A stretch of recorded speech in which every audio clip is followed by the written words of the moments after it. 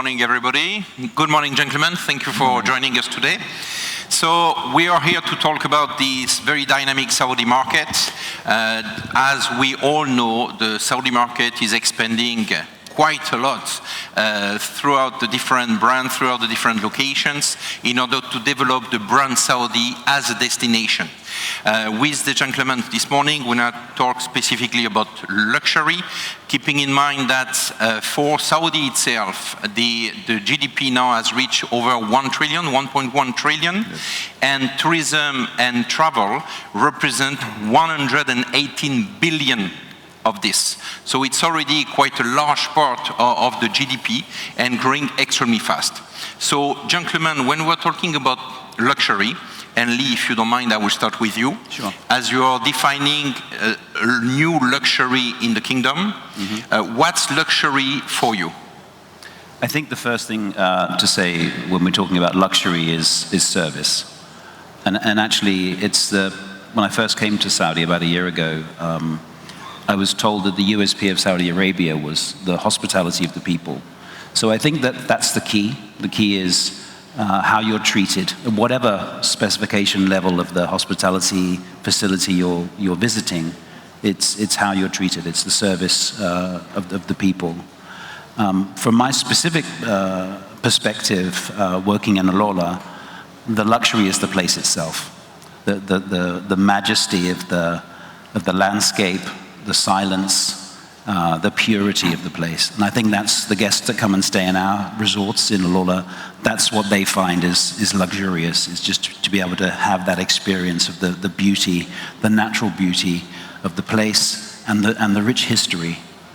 So for us, it's the place and it's the people that serve the guests.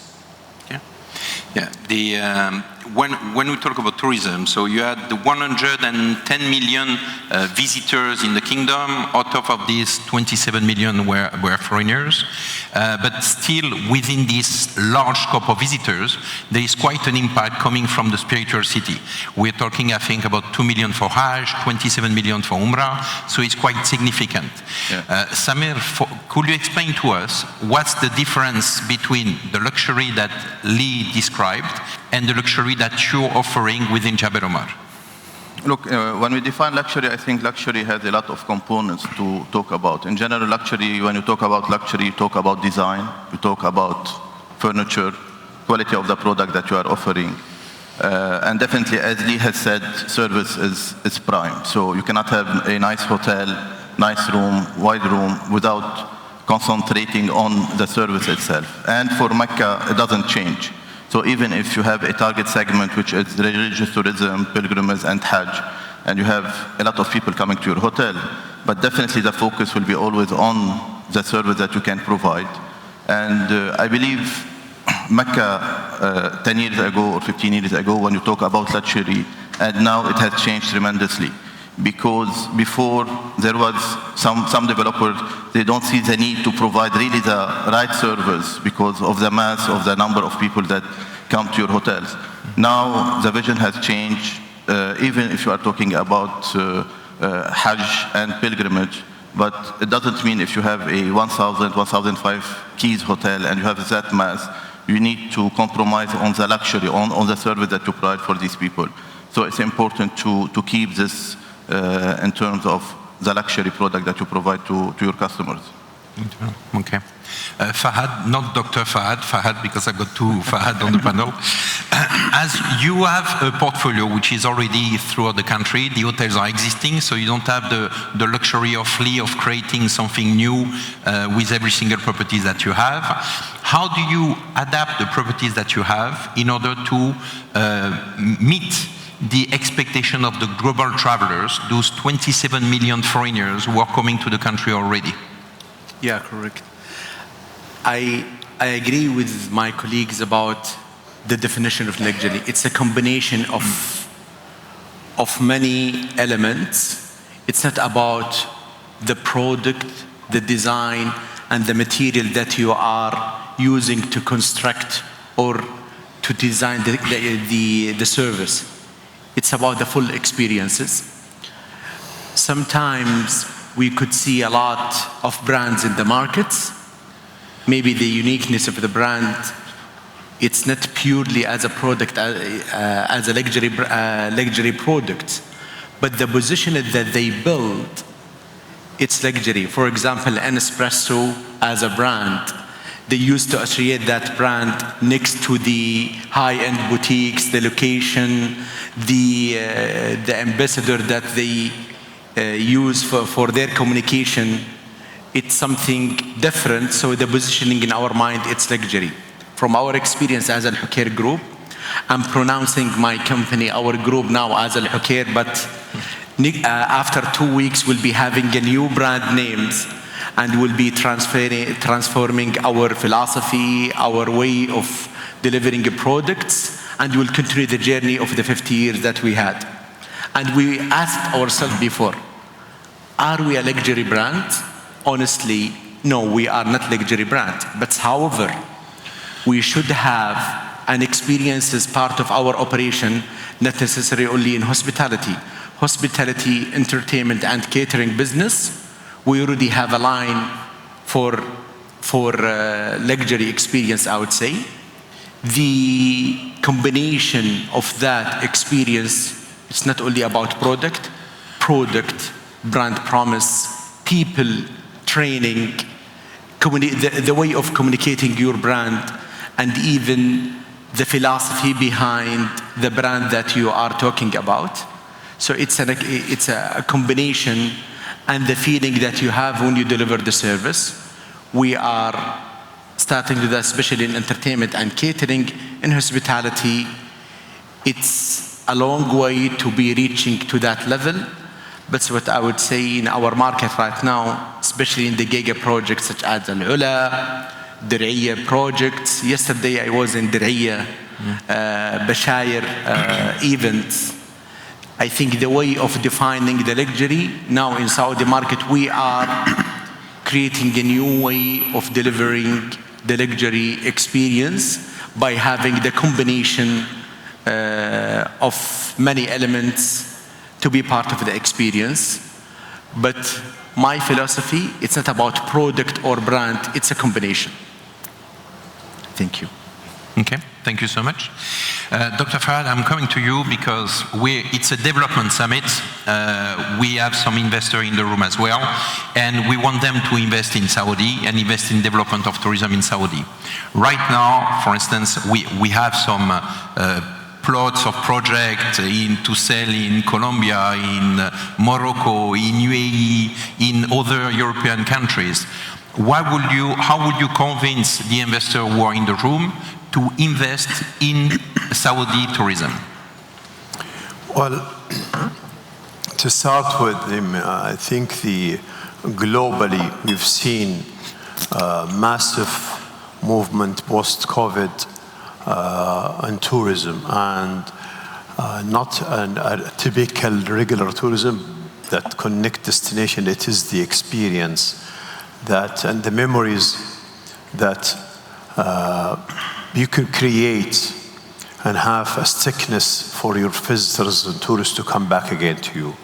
So from that, Saudi Arabia started with its Vision 2030.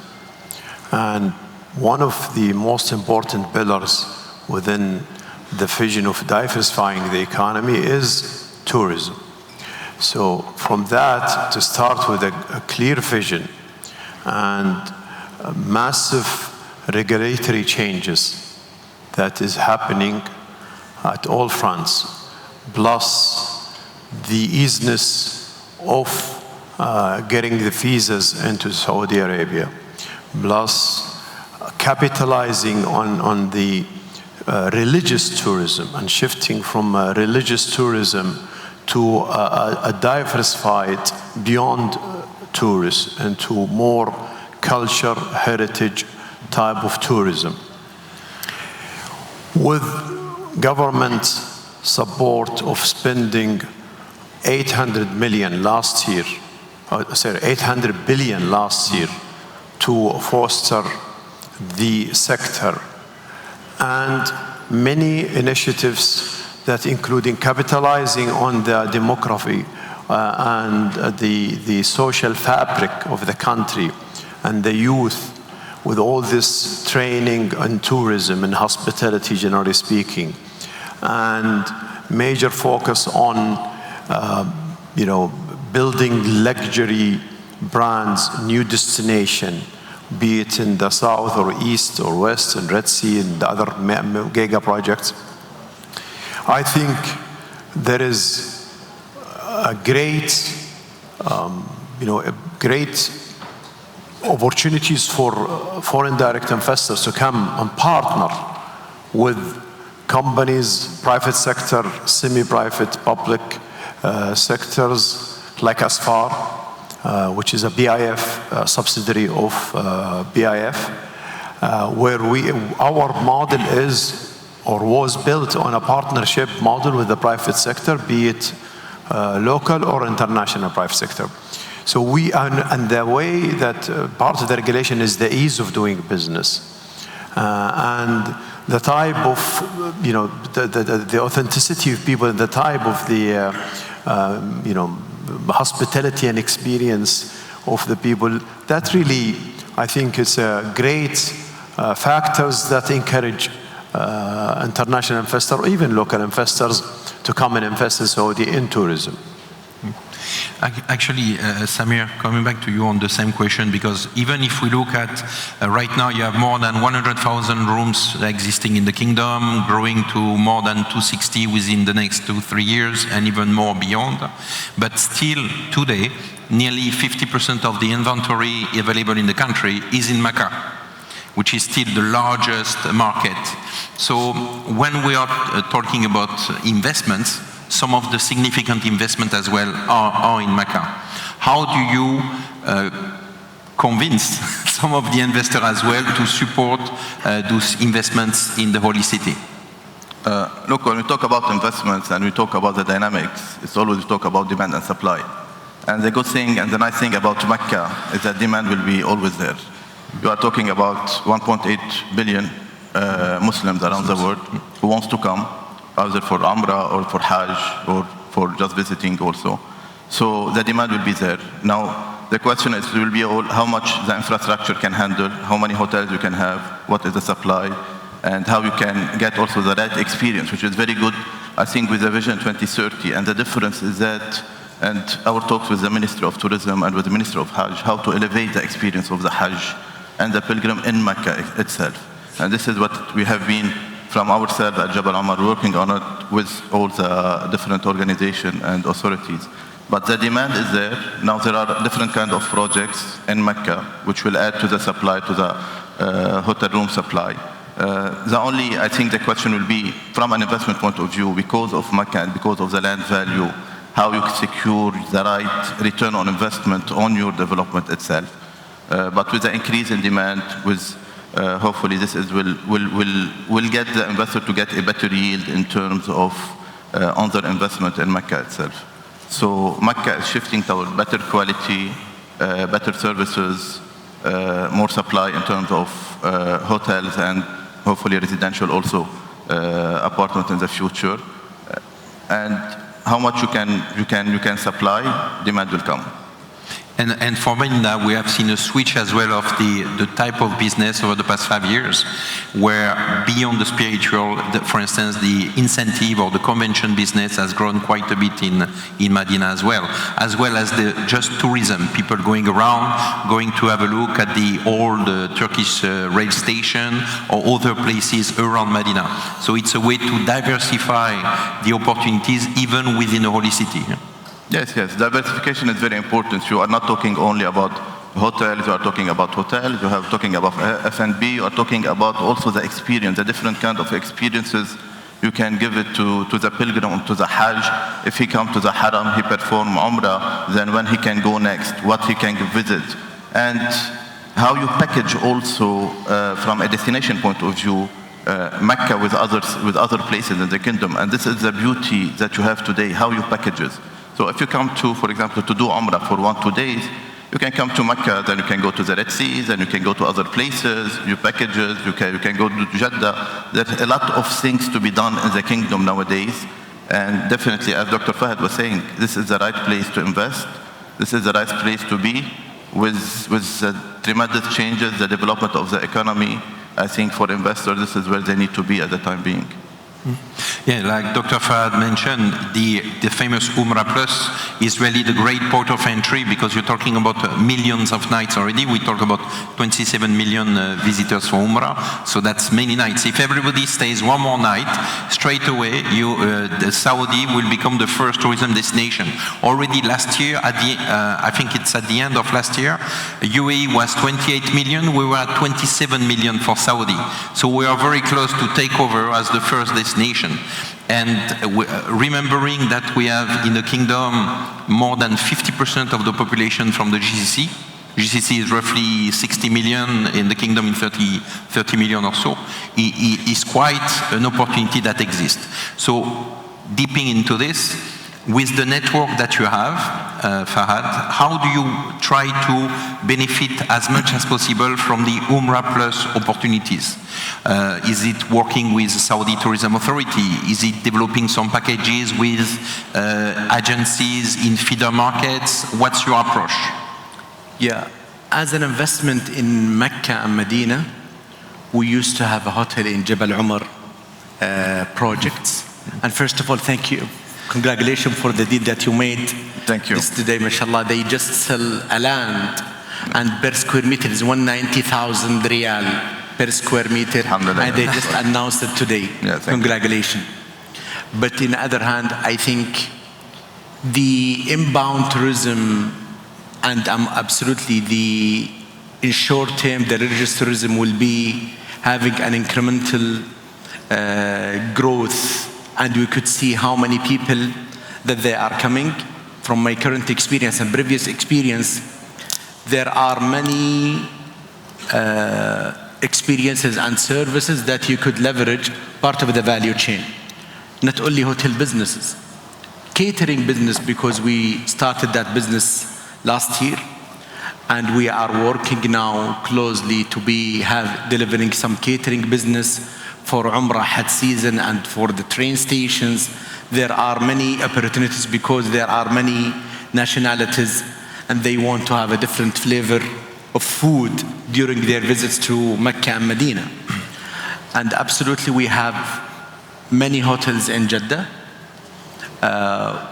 Absolutely the customer will be coming to enjoy, and we could monitor the average length of stay during their visits. Previously, the people they are coming to Mecca. They spend their time in Haram, either in Mecca and Medina. They are leaving the company. Now, as Dr. Fahad mentioned, the regulation have been changed. You could come if you are part of the 62 countries. You could come as a tourist, and you could go to Mecca and Medina, enjoying another cities in Saudi Arabia. And even with Umrah visa, the restriction that we used to have before, it's become very flexible right now. And it's very easy to implement and request to have Umrah visa. This change, absolutely, it will encourage investors to monitor the value chain and to figure out how could we enhance the experience for any pilgrims or any visitor to Mecca and Medina. I just remember we used to deal with Saudi Cruise in my previous company, and we used to, one of the examples, Saudi Cruise used to stop in Yamba, part of the experience. And as a DMC, we managed to move people from Yamba to AlUla and Medina. Not necessary to be Muslims. I remember in Medina, because of the Islamic heritage and the many errors have been in that city, we used to have every week around 300 to 400 Italians are visiting Medina and enjoying the Islamic heritage of Medina as city. I'm not talking about the Holy Mosque. I'm talking about the Medina itself. There are many attractions already under development, and also there are big investments are happening now for museums about the history of Saudi Arabia and the history of Islamic heritage. These kinds of contents, there are many opportunities for us, as I told you. absolutely hospitality will be a key, but there are many services that we could leverage. Entertainment. Our company started in 1972 in entertainment sector. Honestly, if you come with kids now in Mecca, you will be having some difficult time to have a good time for them to enjoy their time. There are many opportunities now to be having some entertainment spots for kids, daycare, and connect that with edutainment, education with entertainment about Mecca, about Islamic history. What I want to say, flexibility from regulator, new regulation have been implemented, developments from the private sector and from the government about the infrastructure. Part of the PIF project, there is a Masar project. It will start from Mecca, Holy Mosque, till around 4 or 5 kilometers next to Mecca, behind Jabal Omar project. Yeah, passing by Jabal Omar. Yes, correct. Yes, correct. Passing by Jabal Omar, it's very important. It's through Jabal Omar project. And there is a mall, there are gardens. Absolutely, there are many services that we could deliver to enhance the experience. You mentioned Mecca, and absolutely Mecca will be driving another traffic to AlUla, driving to the Medina, yes, correct, and also to Riyadh, to Jeddah, and we could see that. Sorry, just last story. I remember in 2021, I was traveling to Dubai to have a meeting in 28th of December. When I came back in 29th, I saw in the cabin of the plane, family. They were from US. Honestly, the plane was empty a bit. Honestly, I saw them, my family, two parents with 2 kids. I asked the father, why you are going to Riyadh right now? Honestly, in that time, everyone want to enjoy the New Year festival in some city like Dubai or another city, honestly. He said, no, we are Muslims. We came from New York. We get very excellent deal by Saudi Airlines. We came through Riyadh. Then we went to Jeddah. We already performed Umrah. After we finished Umrah, we spent some time in Riyadh to enjoy Riyadh season. After Riyadh season, we went to Dubai because I'm having some meetings. I bring my family. Again, now I'm going to Riyadh. I will be having some experiences for 2 days. Then I will go back to New York. This kind of the That's a great example of Umrah Plus packages that can be created as well, definitely. Yeah. And that's with your network you can support as well. Definitely. So Lee, now we understand that it's a place to be. We have locations to invest. We have a network. We know how to drive the clientele. But when they are coming here as well, they are expecting, especially with all the things you see in newspapers, in social media, everything, it's always about technology. Yeah? They're always thinking about how we're going to get the latest and the most modern things in Saudi. What kind of trend from a technology standpoint do you see being really key to the development of hospitality within the kingdom over the coming years? Sure. I'd just like to follow on from what the other gentlemen have said about the multi-trip stay first, because AlUla is probably a 3-day stay. But if someone's going on holiday for a week, or if they're religious tourism, you really need those other key places. And I think there is a kind of a triangle. There's a sort of a Red Sea, AlUla, Mecca, Medina triangle, which we really need to work on together to make that a seamless experience for people.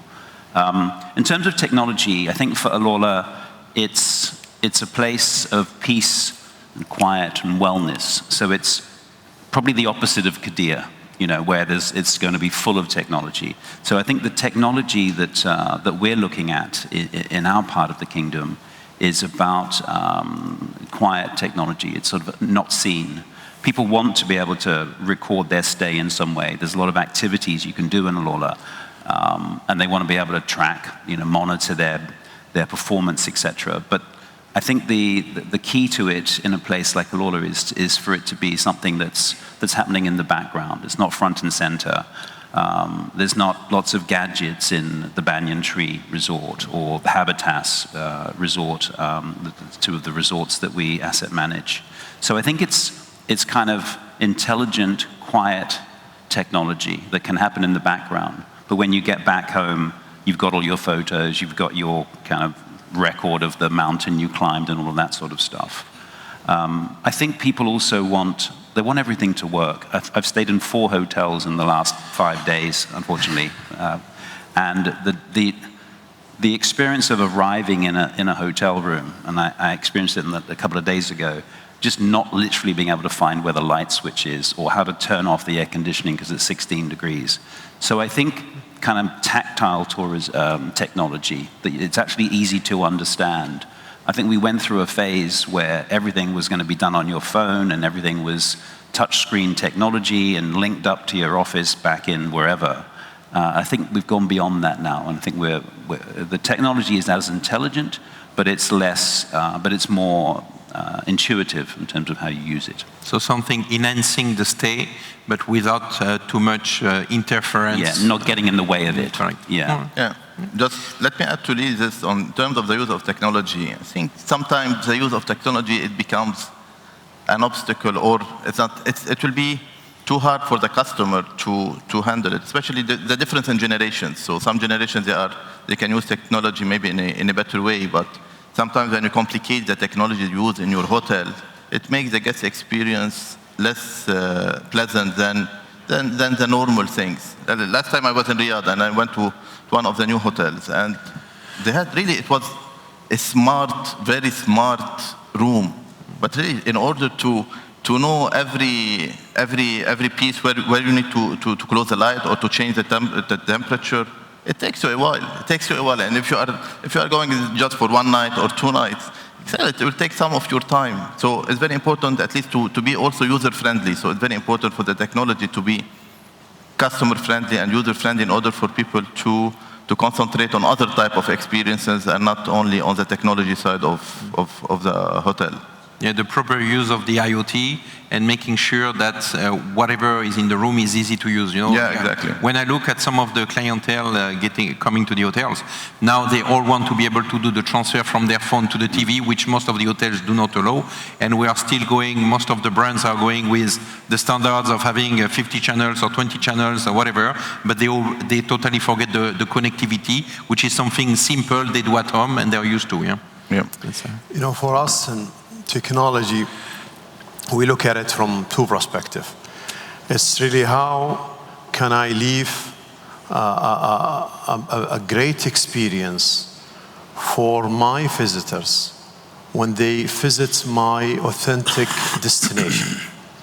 So it is from day one, the day they start thinking of traveling, whether it's local travelers or international visitors, is how can I really make it a seamless journey from, having a clear, way to understand the destination, the heritage and culture in that destination, the experience that I am looking for as a visitor.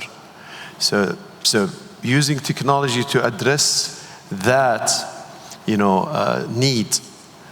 And then you capture that need with different means and methods using technology. For example, last week or the week before in the World Travel Market in London, SDA, Saudi Tourism Authority, STA, have announced a new AI platform called Sara. And it's about showing what Saudi Arabia destinations are about. And I'm sure most of you, as I said before, we are moving from tourism, religious tourism, to beyond. And I'll give you an example. I just came yesterday from Taif. And Taif is only 40 minutes from Mecca. Taif, I was there, it was almost 10 degrees. It was really cold. And you go 40 minutes in Mecca, you're reaching around 40 degrees. During summer, it reaches around 50 degrees in Mecca. And Taif, it gets to 5 degrees and 10 degrees, and it's raining. So I think, and if you just pass by going to Al-Baha, which is another 2 hours drive, then you have a different, beautiful heritage culture experiences. Then if you move to Namas and then you reach Asir, so all 5 hours, it's a total different experience. So how can you leverage technology to showcase that? And that's what Sabra platform is about, to show all these beautiful destinations like AlUla or Yambu or Taif, Hayel, Hassa, where in each destination has a different, a lot of different offering. That's to start with. Then once the visitor arrive, whether local arriving to your destination or to the airport, it's again how you use technology to make his visit easy and seamless and memorable. Yeah. And here we use some kind of data analytics. I mean, imagine when you go to some of these resorts, the minute you enter the door, they greet you with your name, because they know you, they have your history, they know what you like, they know how you spend your time in their resort. They can offer you a lot of, products and services and packages that suit your need based on the data that they have built over history. Because again, it's about stickiness. It's about how can you get this visitor to come back again and again and again. So you have to use technology. Yes, again, technology, then you use it also in the way you build your infrastructure, in the way you build, to ensure you have a sustainability, friendly, environmental services that respect the local fabric, the content of, all these things. We need to embrace technology, and a lot is happening today in Saudi to ensure that the rich heritage of Saudi is represented as well in the destination. Absolutely. You mentioned Taif with the roses, for instance. The roses in Taif are beautiful. That's when you get the rose water as well, it's something really unique, which is not on the map for many people to visit. So that's... I'll just finalize with an interesting exercise we did recently with a couple of CEOs from BIF. In a closed session, using some kind of tools, and it was a competition in building a 4-star, 400 hotel, and how can we reach certain sustainability measures, certain KPIs, to reach to net zero emission. So there are tools to start with the type of the furniture, the rug, the type of building material, and this is what we are all seeing beautiful stuff here in this room. By selecting all these, every single thing you choose, including the carpet itself, have an impact on the sustainability. So it was really how to increase this, decrease that. Do you have plastic in the room? Do you have paperless? Do you have TV? Do you have to reach to certain sustainability measures? So that is what is happening today to reach to net zero. Okay. So when we talk about luxury as well, development, or luxury hospitality is for roughly 35% of all the hotels which are being developed right now. So Lee, the question is for you, is how do you see this luxury development supporting the overall tourism visibility for the kingdom? Yeah, I think AlUla has a reputation for being an expensive destination. And I think it started off, it was set, the initial projects that you can go and stay in at the moment are at the higher end.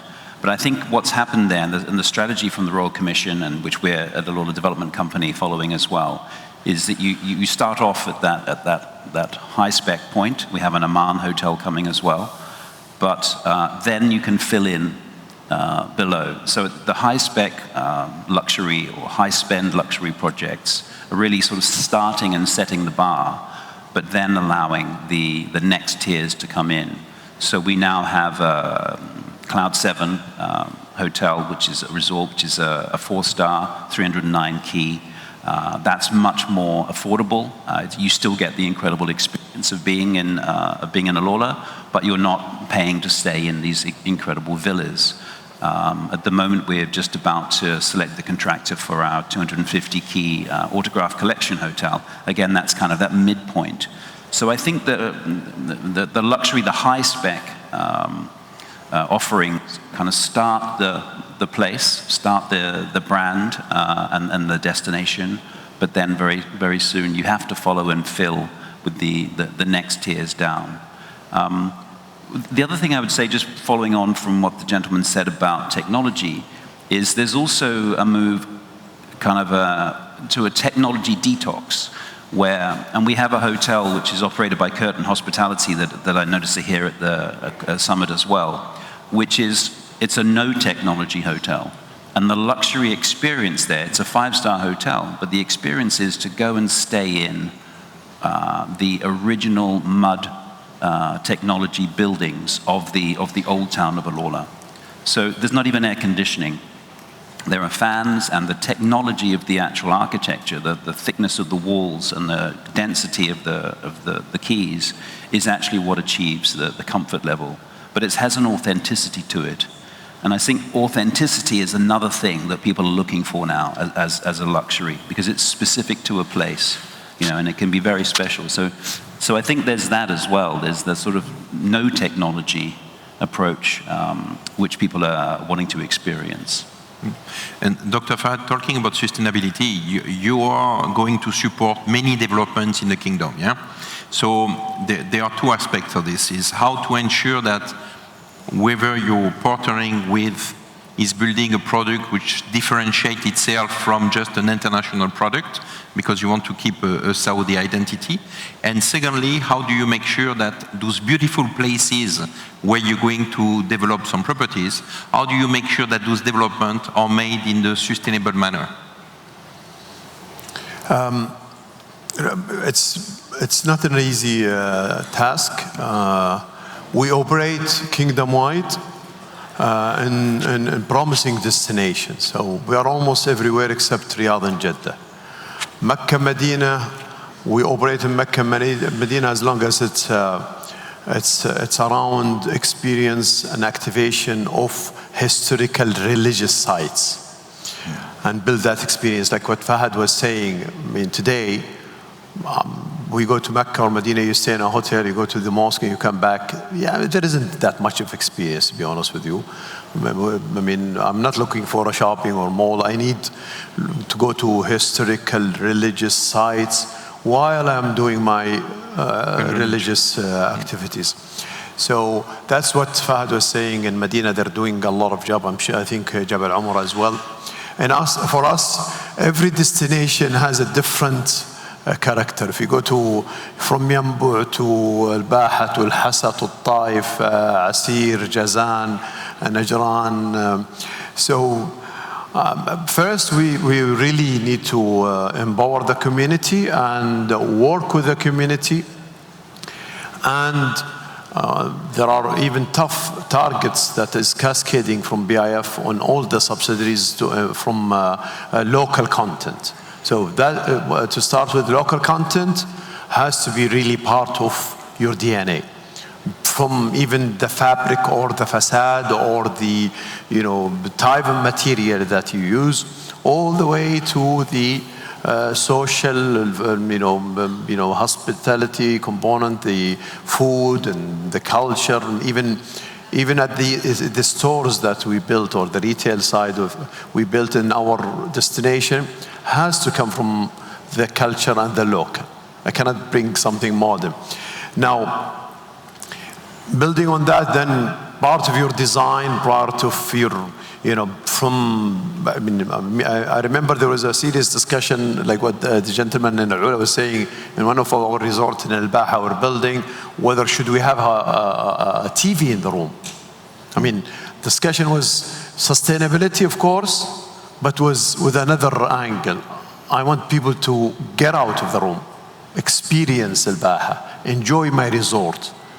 And of course, there is also a commercial driven. I want them to use the adventure park and enjoy and spend more.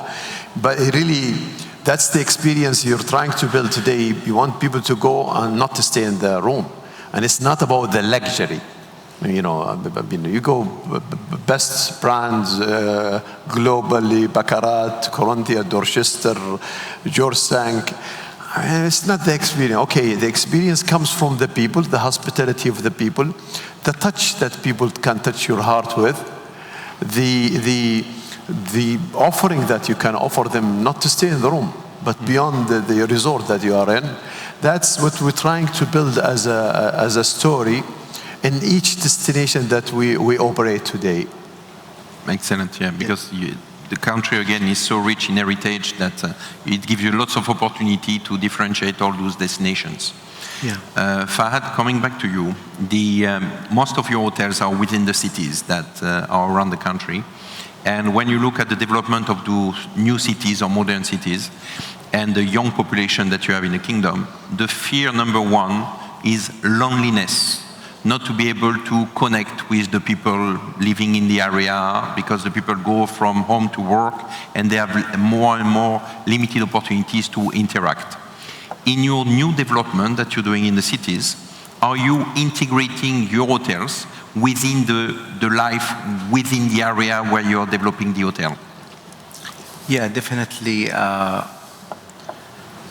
will give you an example of the entertainment sector.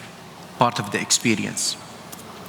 Entertainment before that we used to offer an entertainment spots or location as a destination.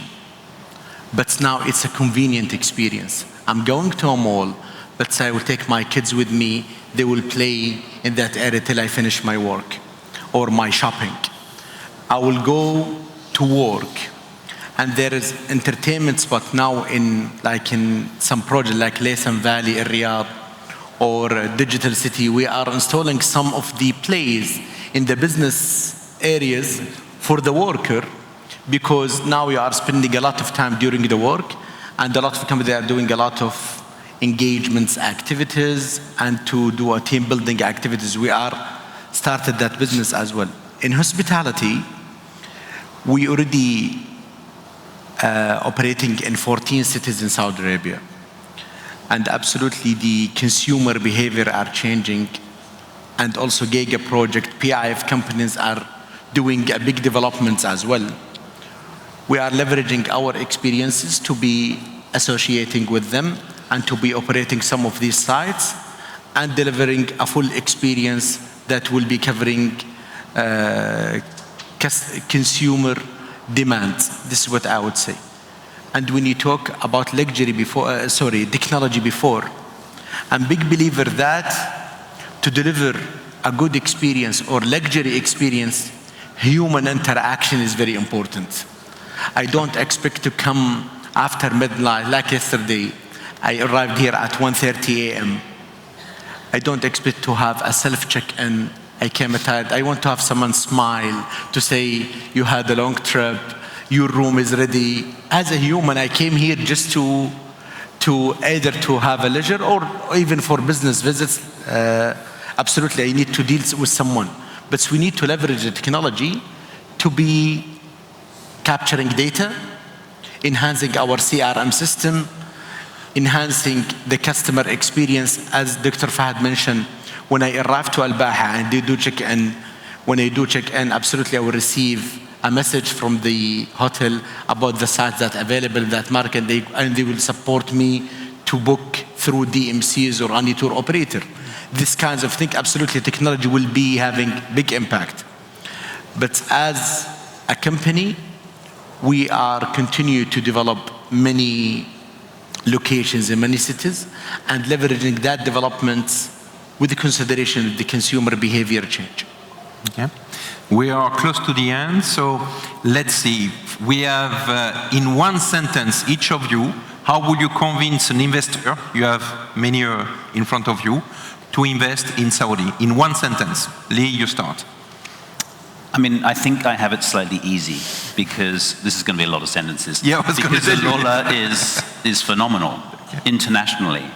And in fact, in the last 4 or 5 weeks, we've had an investor each week come to see us. So I think, I'll give you one word. For AlUla, unique. It's a unique opportunity. The unique opportunity in the kingdom. Fahad? Yeah, I think we'll not find an iconic model as we are having right now in Saudi Arabia. Sometimes the development already happened by initiative from private sector or from big traders. It's a long sentence as well, eh? Yeah, so, yeah. But what I want to say, the management of the country, I mean, His Highness Prince Mohammed bin Salman, the Crown Prince, is pushing to deliver the output of the Vision 2030. The regulators and private sector, there is a big support from every stakeholders to be delivering the journey. I'm encourage everyone to be leveraging that opportunity to be coming to Saudi. So uniqueness, government support, Samir? I think what is very important is phenomenal transformation, and this is where you can see it. It's there, transformation, and this is the place to be really for any investor. And to be part of that transformation. Yes, exactly. True. True. Dr. Fahad, you have the last word. I think if you don't invest in Saudi, where else would you invest? One of G20, the highest growth economy among the top players within the G20. Yeah. So that's the chance with all the incentives that are there, the programs that have been announced even recently with the Ministry of Investment. I think if you don't invest in Saudi now, you are missing a massive opportunity that will never come back again. Ladies and gentlemen, if you're not convinced after this, I don't know what to tell you anymore. Thank you so much, gentlemen. Thank you, everybody. Thank you, Bastien.